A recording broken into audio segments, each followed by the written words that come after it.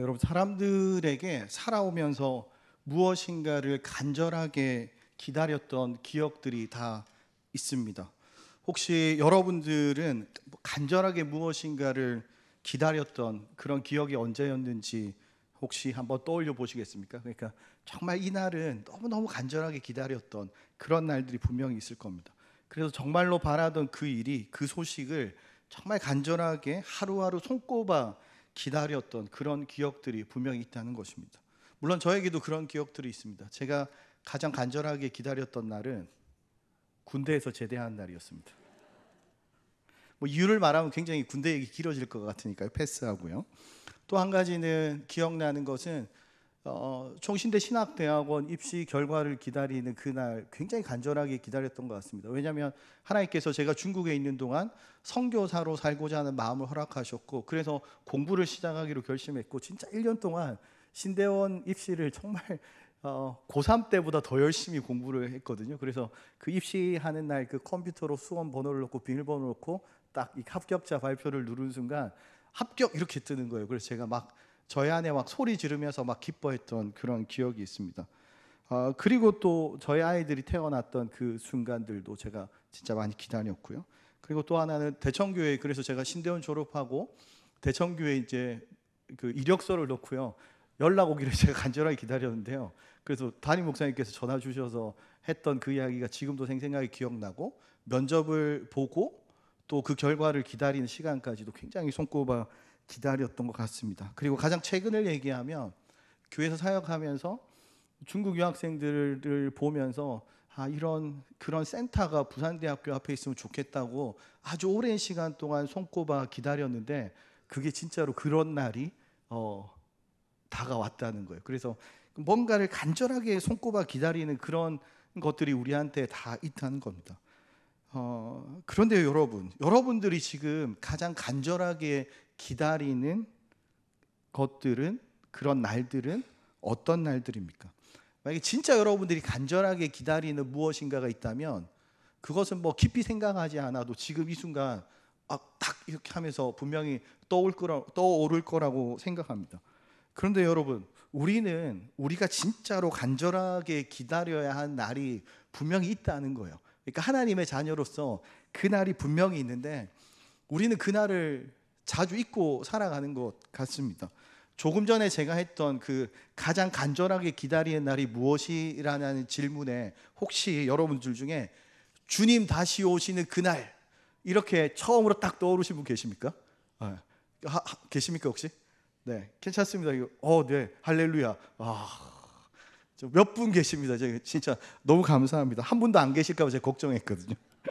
그런데요, 솔직히 말씀드리면 저도 주님 오시는 날을 기다린다고 하면서도 잊고 살아갈 때가 더 많은 것 같습니다. 진짜 간절하게 주님을 기다렸던 적도 분명히 있는 것 같은데, 가끔은 그걸 놓치고 살아가는 것이 우리의 현실이라는 것이죠. 여러분, 제가 군대에서 제대한 날을 왜 기다렸겠습니까? 그래서 제가 연애하고 있었거든요. 그래서 여자친구랑 못 보니까 빨리 제대하고 여자친구 맨날 보고 싶은데 빨리 제대해야 하는, 막 이렇게 달력에 표시하면서 기다렸을 거 아닙니까, 여러분? 걱정하지 마십시오. 그 자매랑 결혼해서 지금 잘 살고 있으니까 혹시 아니면 제가 그렇게 말 못하겠죠, 그죠? 네. 진짜 하루하루 간절하게 그날을 세면서 기다렸다는 거예요.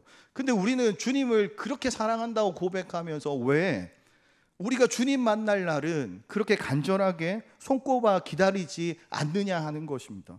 어떤 때는 간절하게 기다리는 것 같은데요, 어떤 때는 뭐 좀 천천히 오셔도 괜찮을 것 같아, 뭐 이런 생각을 가지면서 살아가는 것이 우리의 모습입니다. 분명히 마라나타 하나님 오시옵소서 막 이렇게 수없이 고백했고, 그것이 우리의 진심인데도 불구하고 왜 우리는 때로는 우리 현실의 삶 속에서 그 주님을 오실 날을 잊고 그렇게 살아가는 것일까요? 오늘 이사야 말씀을 통해서 주님 오심을 기다리는 사람들이 어떤 모습이어야 하는지 한번 생각해보는 그런 시간이 되었으면 좋겠습니다. 여러분, 기다린다는 것은 어떤 의미가 있을까요? 그래서 성경에서 기다리다의 그런 원어의 의미를 찾아보니까요, 이런 의미가 있습니다. 그냥 단순히 시간을 기다리는 것이 아니라 기대감과 소망을 가지고 기다리는 거예요. 또 다른 하나는 인내심을 가지고 기다리는 것을 이야기합니다. 다시 말해서 특정 시점이 될 때까지 그냥 시간이 가는 것을 그냥 이렇게 단순히 시간을 보내면서 기다리는 것이 아니라 우리가 간절한 소망을 가지고 간절한 기대감을 가지고 참고 인내하면서 그날을 기다려야 한다는 것입니다. 그런데요, 우리가 그런 기대감과 소망, 인내를 가지고 기다릴 수 있는 이유가 무엇입니까? 여러분 잘 아실 겁니다. 그것이 그만큼 가치 있는 일이기 때문입니다. 우리가 생각할 때 그것이 우리 인생 가운데 진짜 중요하고 진짜 가치가 있기 때문에 우리가 그걸 참고 인내하고, 때로는 고난이 있고 핍박이 있고 어려움이 있지만 그걸 기다리는 것이 바로 우리의 모습이라는 것입니다. 힘들어도 고생스러워도 진짜 가치 있는 일이라고 믿는다면 우린 그것을 포기하지 않고 끝까지 인내하면서 기다릴 수 있습니다. 우리가 무엇인가를 소망하고 인내하고 기다린다는 것은 그것이 중요하기 때문입니다. 만약 그것을 기다리는 마음이 혹시 우리한테 없다면요, 우리는 좀 고민해 봐야 됩니다. 혹시 우리가 그것을 중요하게 생각하고 있지는 않은가? 만약에 우리가 그것을 기다리지 않는다면 우리가 중요하게 생각하고 있지 않다는 반증일 수도 있다는 것이죠. 그런데 문제는 뭡니까? 그것을 주님 오시는 그날을, 그 마리를 기다리는 사람과 그 마리를 기다리지 않는 사람은 마지막 그 순간에, 그때에 완전히 다른 결과를 맞이하게 된다는 거예요. 그때는 더 이상 돌이킬 수도 없고 회복할 수도 없고 더 이상 기회가 없는 그런 마지막 결정이 그 순간에 이루어지기 때문에 그날을 기다리는 것은 매우 중요하다고 할 수 있습니다. 그런데 여러분, 제가 아는 한, 우리가 아는 한, 우리 믿음의 선배들의 모습을 보면 그분들은 진짜로 주님 오시는 날을 진짜 간절하게 기다리셨던 것 같습니다. 그래서 제가 사진을 봤는데 시골 교회 그 마룻바닥이 무릎 자국이 패일 정도로 거기서 간절하게 기도하면서 주님 오실 날을 기다렸던 우리 믿음의 선배님들이 계셨다는 거예요. 그런데요, 문제는요, 만약에 누군가 지금 우리의 모습을 볼 때, 우리 후배들이 우리의 모습을 볼 때, 우리들의 모습을 보면서 저분들이 진짜로 간절하게 주님 오실 날을 기다리는구나, 그렇게 생각할까, 그런 고민을 하게 된다는 것입니다. 그럼 우리는 어떻게 살아야 할까요? 우리 그날을 진심으로 기다리는 자들은 어떤 모습이어야 할까요? 이사야를 통해서 하나님께서 미리 보여주신 그 모습들이 있습니다. 그 모습들을 통해서 한번 살펴봤으면 좋겠습니다.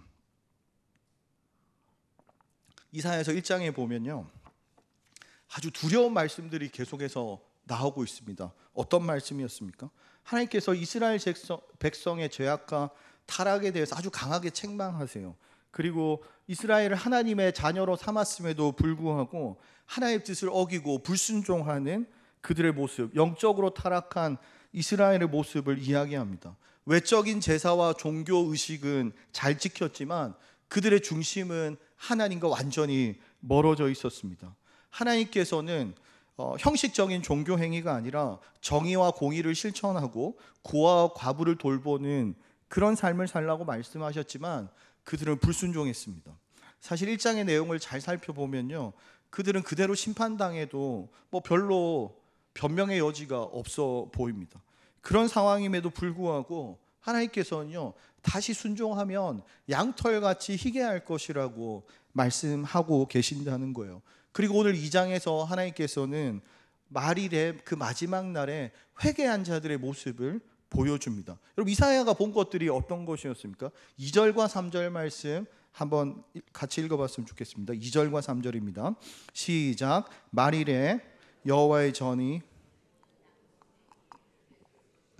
모든 작은 산 위에 뛰어다니니 만방이 그리로 모여들 것이라. 많은 백성이 가며 이르기를 오라, 우리가 여호와의 산에 오르며 야곱의 하느님의 전에 이르자. 그가 그의 길을 우리에게 가르치실 것이라. 우리가 그 길로 행하리라 하리니 이는 율법이 시온에서부터 나올 것이요 여호와의 말씀이 예루살렘으로부터 나올 것임이라. 여러분, 2절의 마지막 말일, 마지막 날, 최후의 날을 말합니다. 조금 더 구체적으로 말하면 하나님의 통치가 임하는 그런 날을 말합니다. 여러분, 하나님의 자녀들이 간절하게 기다렸던 날이 바로 그날이라는 거예요. 그럼 그날에 어떤 일이 일어납니까? 심판이 있겠죠. 그날에 심판이 있을 겁니다. 그래서 하나님의 통치가 완전히 임한 그날에는 두 가지 완전히 상반된 그런 반응이 일어날 거라는 거예요. 첫 번째 먼저는 이겁니다. 하나님을 간절하게 기다리던 자들에게는 완전한 위로와 완전한 회복이 일어날 것입니다. 어떤 날인지 오늘 본문을 한번 보면요, 그날이 되면 만방이 그리로 모여들 것이라고 이야기하고 있습니다. 모든 곳에서 사람들이 여호와의 산 하나님의 전에 모여들 것입니다. 여러분, 충격적인 것은요, 하나님의 백성인 이스라엘이 그 자리의 주인공이 아니라는 거예요. 모든 이방인들이 그날의 여호와의 전 하나님의 산에 모여들 것입니다. 마치 물이 막 흘러서 넘쳐 흐르듯이 이방인들이요, 모든 사람들이 만방에서 그리로 모여들 것입니다. 여러분, 이스라엘 백성들에게는 아마 이 말씀이 굉장히 충격적이었을 것 같습니다. 왜냐하면 그들이 하나님의 자녀이잖아요. 근데 그 마지막 날 하나님의 자녀인 이스라엘이 주인공이 아니고 그 만방에서 몰려온 사람들이 마치 주인공인 것 같다는 거예요. 왜요? 5절을 보니까 이렇게 얘기합니다. 막 사람들이 모여드는데 그 사람들이 이렇게 얘기합니다. 야곱의 족속아 오라, 우리가 여호와의 빛에 행하자. 완전히 일정에서 보면 불순종에 빠져 있는 그 하나님의 자녀들에게 모여서 하나님의 여호와의 빛에 거하자고 이야기하고 있다는 거예요. 여러분, 그렇습니다. 마지막 날에 모든 사람이 여호와의 전에 올라가면서 모든 사람들을 함께 그 자리로 올라가자고 막 부르짖고 있는데, 그 야곱 족속에도 하나님의 자녀들에게도 그 얘기하고 있습니다. 근데 여러분, 거기 올라가는 이유가 무엇입니까?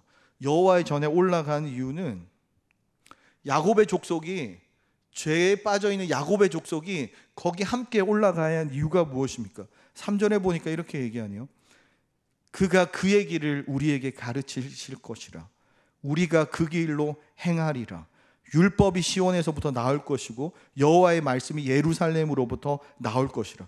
여러분, 말일에 그곳으로 향하는 이유는 거기서 율법과 말씀이 선포되어지기 때문입니다. 마지막 때에 하나님의 통치가 완전히 임하는 그 자리에 말씀이 충만할 것입니다. 주께서 그의 길을 우리에게 가르쳐 주실 것입니다. 그리고 말씀을 들은 자들이 지체 없이 그 말씀을 행할 것입니다. 할렐루야. 여러분, 놀라운 일들이 그 순간에 이루어진다는 거예요. 여러분, 이것이 얼마나 놀라운 일인지 우리는 잘 알고 있습니다.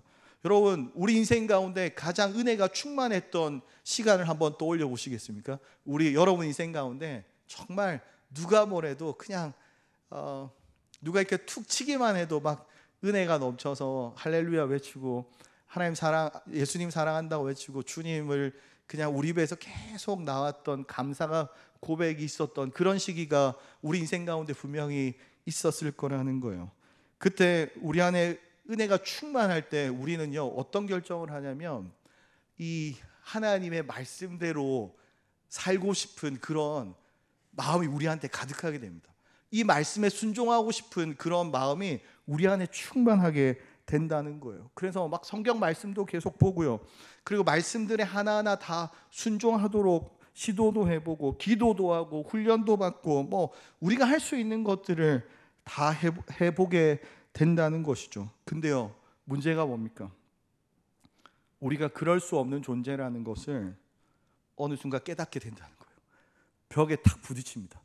내가 은혜 너무 충만해서 하나님께서 우리에게 주신 구원이 너무 감사해서 내가 진짜 이 말씀대로 살고자 우리의 모든 것을 던졌음에도 불구하고 계속 벽에 부딪힌다는 거예요.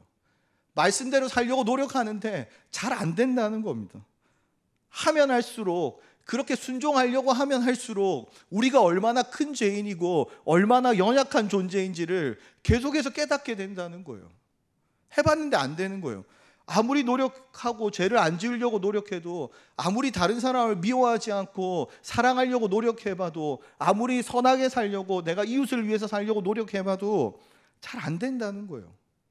하나님께서 우리에게 주신 그 구원의 은혜는 정말 놀랍고 귀한 것인데, 그걸 우리가 다 알고 있고 그것이 우리 안에 감사로 흘러 넘쳐도 그렇게 살려고 해보니까 잘 안 됩니다. 그런데 하나님의 통치가 온전히 임하는 그날은 그런 일이 가능하게 됩니다. 우리가 더 이상 고민하지 않아도 하나님의 통치가 온전하게 임할 때 하나님께서 말씀하신, 성경 안에서 말씀하신, 우리가 어떤 존재인지 알려주신 하나님 자녀로서 합당한 그 일이 우리 가운데 온전하게 임하게 될 것입니다. 여러분 믿으십니까? 아멘이시죠? 우리는 그날을 손꼽아 기다린다는 거예요. 우리가 그날을 손꼽아 기다립니다. 근데 그날이 언제인지 우리가 알 수 있다면, 그래서 주님 오시는 그날이 언제 알 수 있다면 우리가 달력에다가 이렇게 하루씩 이렇게 쳐가면서 기다릴 수만 있다면 너무 좋을 것 같은데요, 그날은 반드시 오지만 언제 오는지는 알 수가 없다는 거예요. 반드시 한 가지 분명한 것은 그날은 반드시 옵니다. 그 마지막 날은 반드시 옵니다. 여러분, 우리 인생 가운데 그날은요 반드시 옵니다. 왜요? 하나님께서 그렇게 약속하셨거든요. 하나님께서 그날이 올 거라고 약속하셨고, 하나님의 약속은 절대로 변하지 않습니다. 그런데 여러분, 문제는 뭡니까? 반대로 어떤 이들에게는 그 마지막 날이 아주 끔찍한 날이 될 것입니다. 어떤 사람들에게는 가장 비극적인 날이 될 것입니다. 어떤 사람들입니까? 6절에서 8절인데요, 같이 한번 읽어보겠습니다. 6절에서 8절 말씀입니다. 시작. 주께서 주의 백성 야곱 족속을 버리셨음은 그들에게 동방 풍속이 가득하며 그들이 블레셋 사람들 같이 점을 치며 영과 더불어 손을 잡아 언약하였음이라. 그 땅에는 은금이 가득하고 보화가 무한하며 그 땅에는 마필이 가득하고 병거가 무수하며 그 땅에는 우상도 가득하므로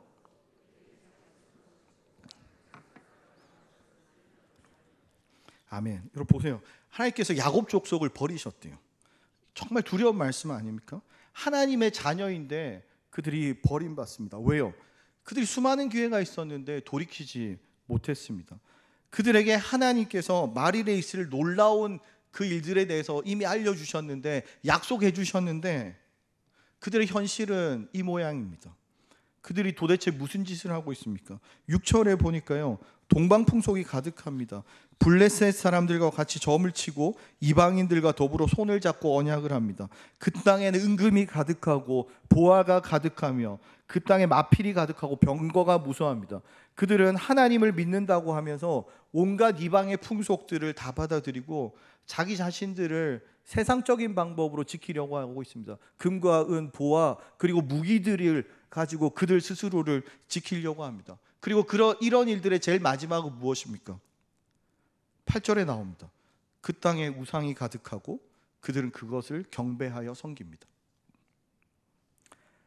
하나님께서 가장 미워하시는 죄를 결국은요 아무렇지 않게 짓고 있는 것입니다. 계속 돌이키지 않고 그 상태에 머물러 있으면 하나님께서 용서해 주실 방법이 없다는 거예요. 하나님 자녀 삼아 주신 야곱 족속 이스라엘도 마찬가지로 돌이키지 않으면 버림받습니다.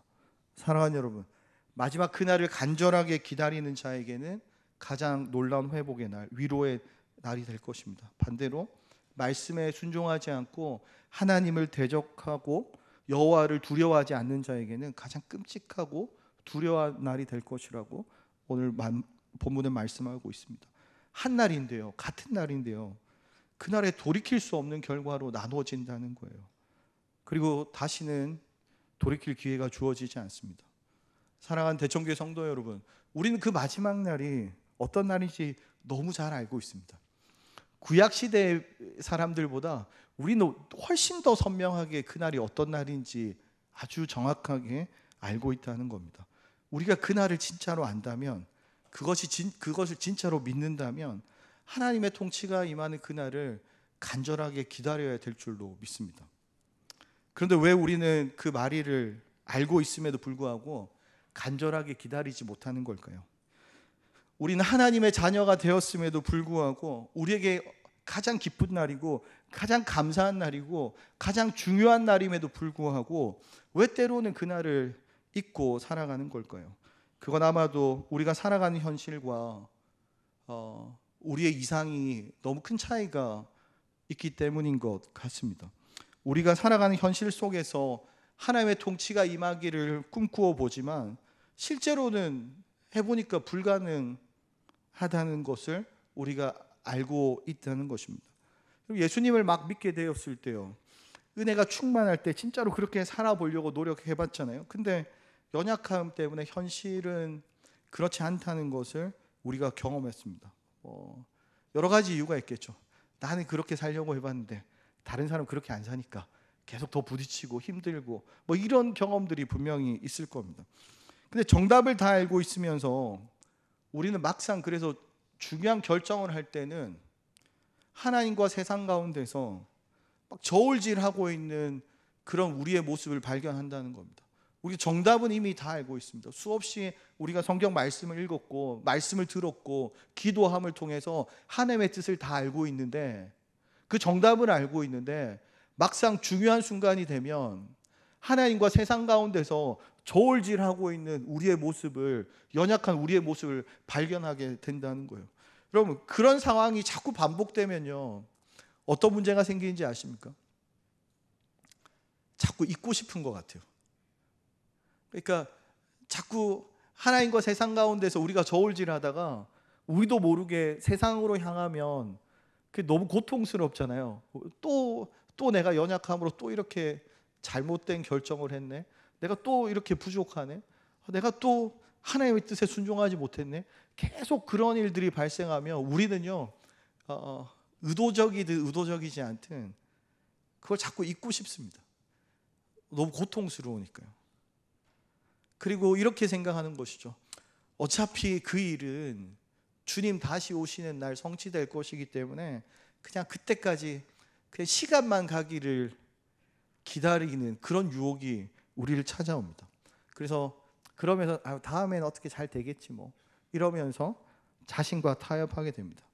그런데 여러분, 우리가 얼마나 이기적인 존재인지 한번 생각해 봅시다. 여러분, 사람들이요, 늘 주님 오실 날을 기다리지 않는 것은 아닙니다. 그럼 언제 주님 오실 날을 기다릴까요? 힘들 때요. 우리 인생이 힘들 때, 고난이 밀려오고 핍박이 우리를 사로잡을 때, 도저히 우리 힘으로 해결될 수 없는 그런 일들이 우리 인생 가운데 찾아올 때, 우리가 예상하지 못했던 정말 어려운 일들이 우리를 찾아오면 사람들은요, 이렇게 생각합니다.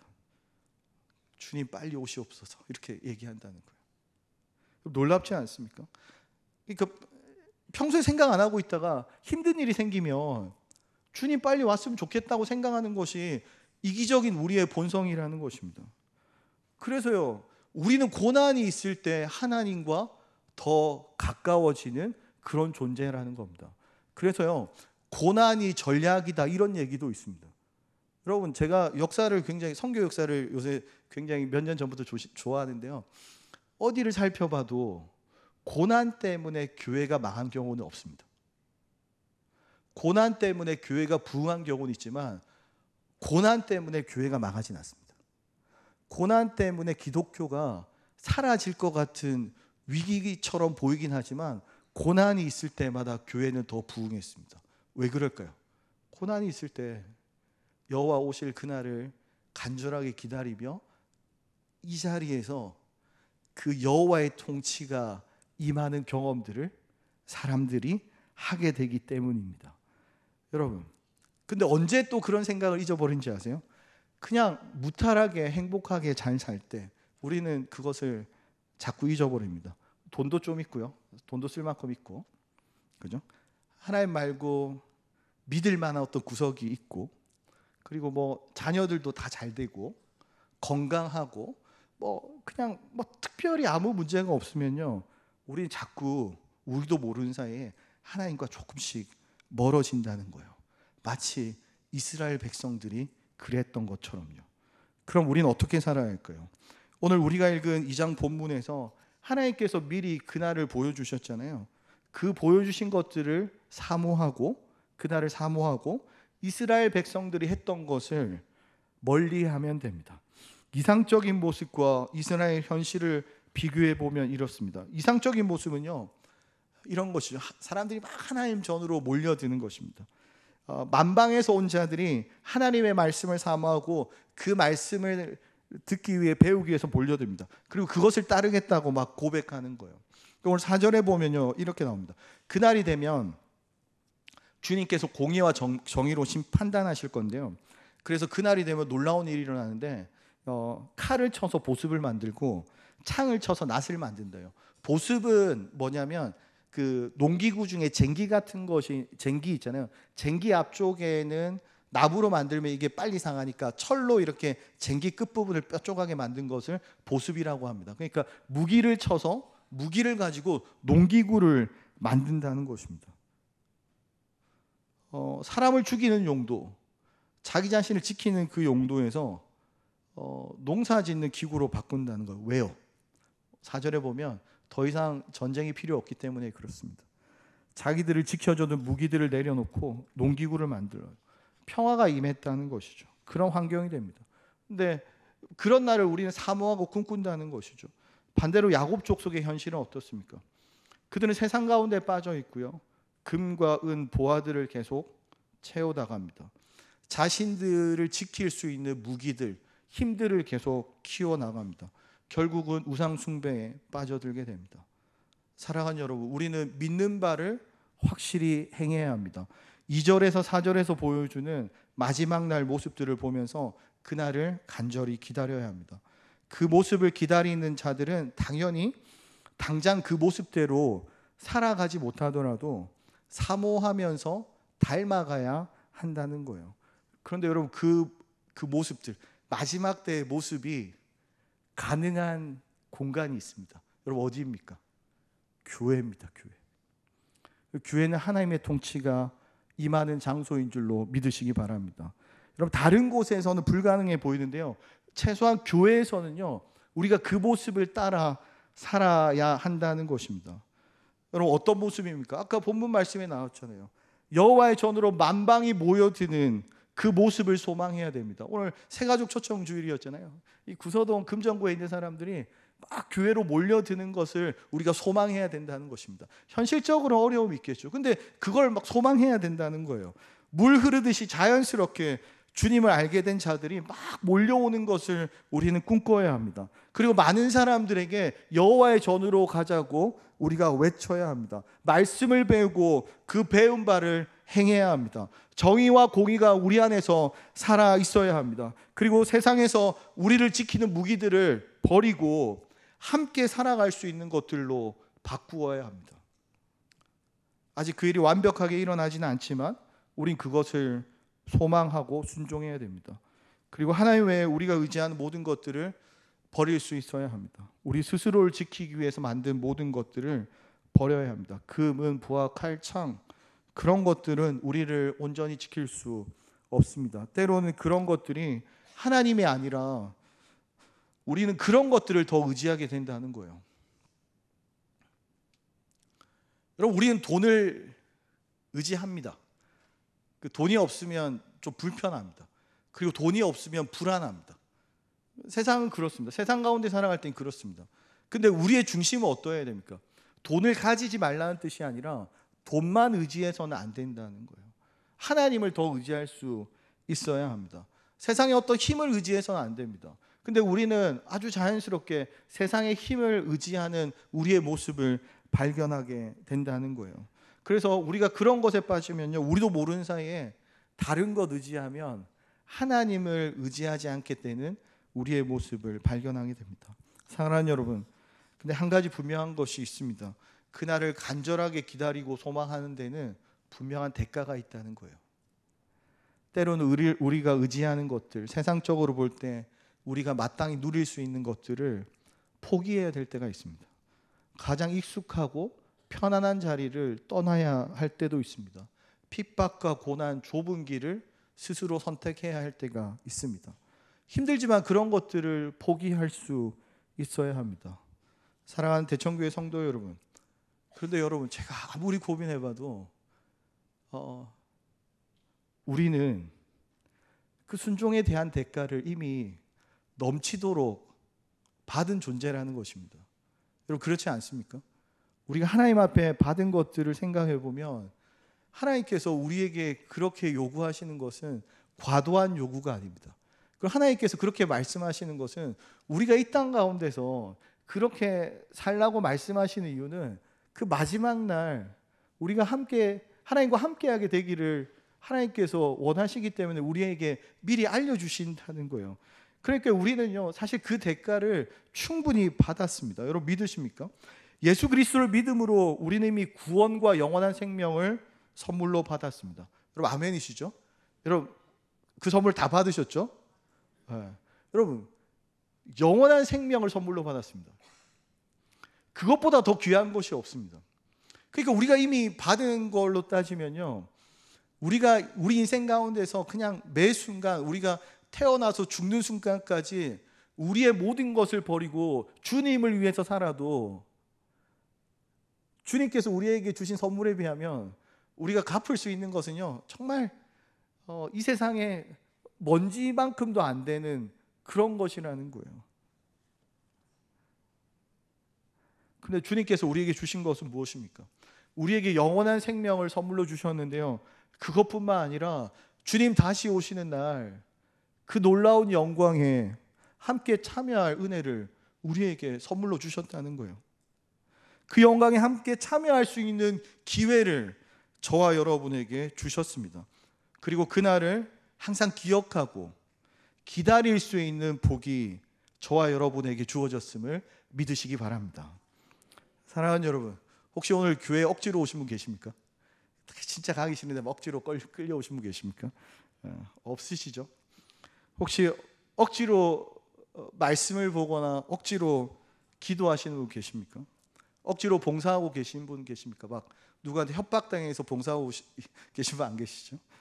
여러분 혹시 억지로 말일 그 여호와의 날을 기다리고 계십니까? 아니요, 그렇지 않습니다. 억지로 하는 거 하나님께서 기뻐하지 않으신다는 것을 우리는 잘 알고 있습니다. 그래서 우리는 우리 자신의 모습을 잘 살펴야 합니다. 우리가 진짜로 무엇을 의지하는가? 우리가 가장 간절하게 기다리는 것은 무엇인가? 그것을 우리 자신은 잘 알고 있다는 거예요. 그렇게 살고자 하는 마음, 그렇게 살고자 하는 열정을 하나님께서 저와 여러분에게 허락해 주십니다. 그 열정이, 그 기대감과 그 소망이 우리 안에 충만하기를 소원합니다. 그럼 저와 여러분 마지막 그날, 주님 오시는 그날을 기억하고 기다릴 수 있는 것은 우리 인생에서 가장 놀라운 복입니다. 여러분, 제가 설교를 준비하면서 진짜 회개하면서 내가 왜 그날을 그렇게 생각 안 하고 잊고 살았을까 막 하면서 막 생각을 해봤거든요. 그러니까 좀 말도 안 되는 영광이더라고요. 진짜 우리가 상상할 수 없는 그 놀라운 영광을 우리한테 허락하신 것입니다. 그래서 우리는 이 장에 나오는 그 마리를 소망하면서 인내하면서 그날을 기다리고 살아야 하는 존재라는 것입니다. 여러분, 열방이 막 하나님께 몰려오는 것들을 여러분 한번 그 이미지를 한번 떠올려 보십시오. 마지막에 온 열방이 막 그 몰려올 때 그 많은 사람들이 막 몰려오면서 여호와의 전에 이르자 막 하면서 오라 막 이러면서 하나님의 말씀 그 배우고 가르치고 그 말씀대로 행하자고 선포할 때 그 사이에, 그 군중 사이에 저와 여러분 한 사람 한 사람이 그 자리에 있습니다. 그러고 외칠 거예요. 하나님의 빛에 이르자, 하나님의 전에 이르자. 그때 우리가 서로 이렇게 만나서 이야기했으면 좋겠습니다. 와, 니도 참 고생했다. 이까지 온다고. 수고했다. 네가 같이 와서 너무 고맙다. 감사하다. 서로 기쁨의 눈물을 흘리면서 우리가 살아왔던 인생들을 돌아보며 그래도 그때 그 세상에 많은 유혹들이 있었을 때 세상을 선택하지 않고 하나님을 선택하며 우리가 받았던 고난들을 그냥 기억하며 그때 그래도 우리 어려웠지만 그때 참 잘했어. 힘들었지만 고생했지만 우리 너무 잘한 것 같아.